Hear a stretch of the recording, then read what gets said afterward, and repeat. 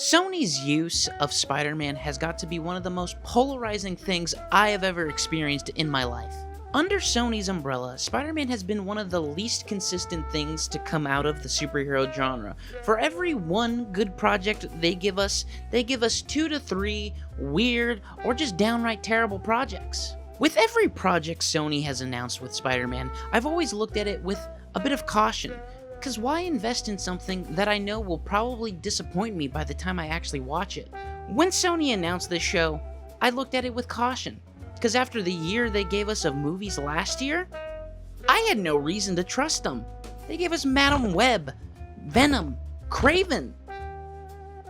But I'm still waiting for El Muerto. But then they actually started giving us information about the show.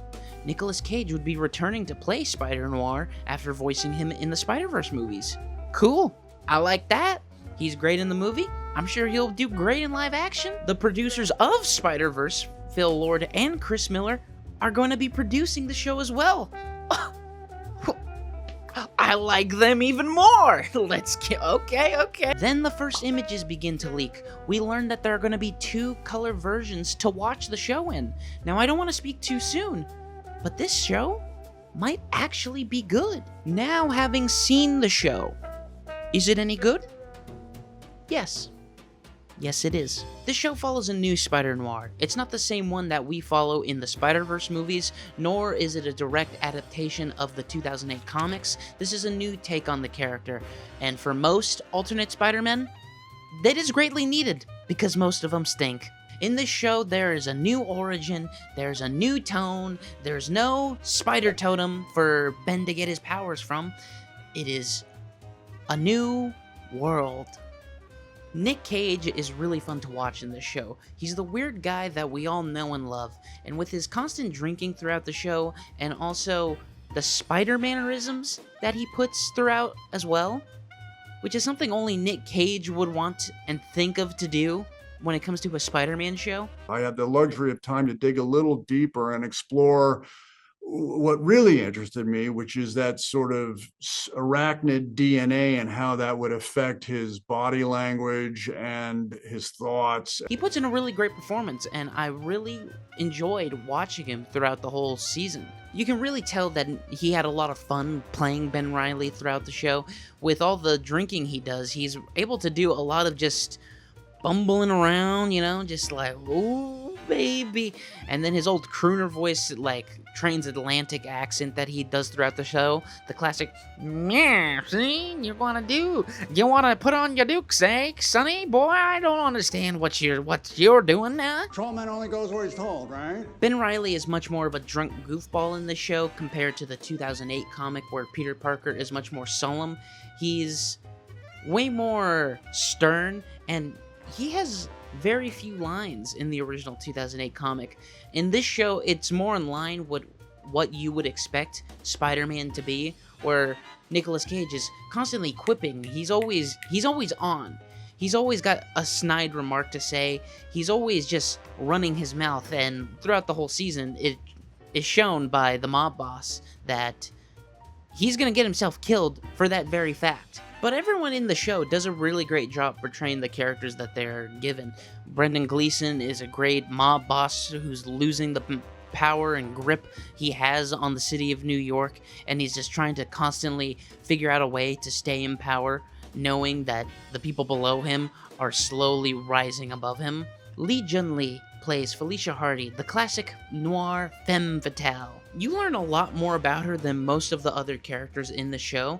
You get to really care for her, and you really hope that she will be able to overcome these obstacles that she is facing throughout the whole season. And after watching the season, I realize she's pretty much the heart of the show.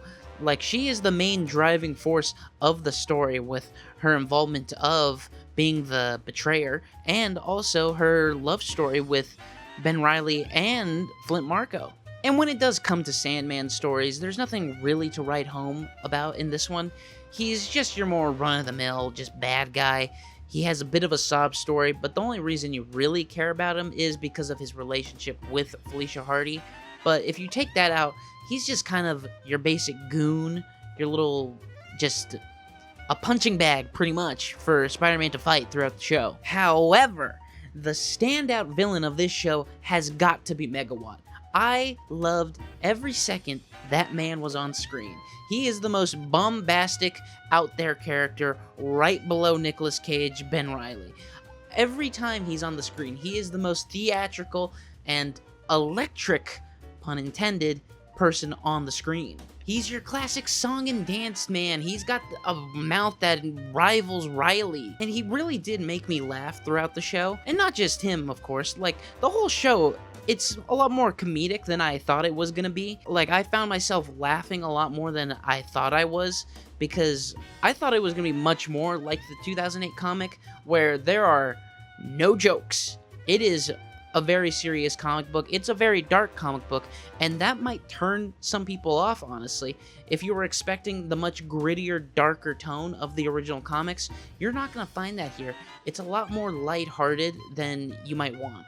And then we got my boy Winnie the Bish playing Robbie Robinson. Hey yo, Cease, what up, fam? It's your girl Winston, aka Winnie the Bish, aka the Spider. Now, one of the big things I was worried about going into the show when I watched the first episode was that it was going to be another one of those very similar to Daredevil, where throughout the whole season, Ben was going to be fighting and just being conflicted about being Spider-Man, and it's just gonna be like, oh my gosh. And then we're not even gonna see him until like the last 2 episodes.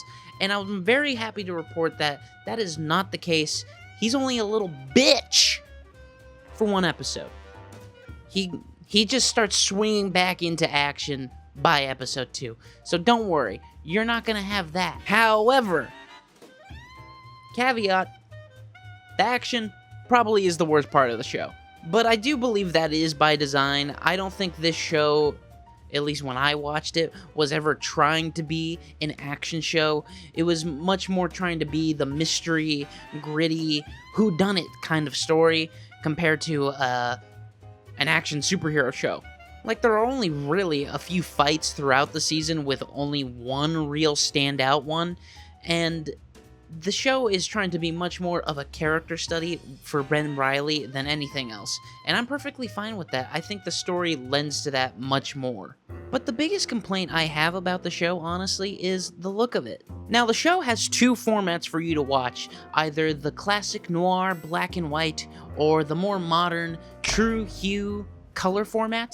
Now, I fully wanted to immerse myself into the world, and I wanted to have that noir feel that the show was advertising it wanted to give.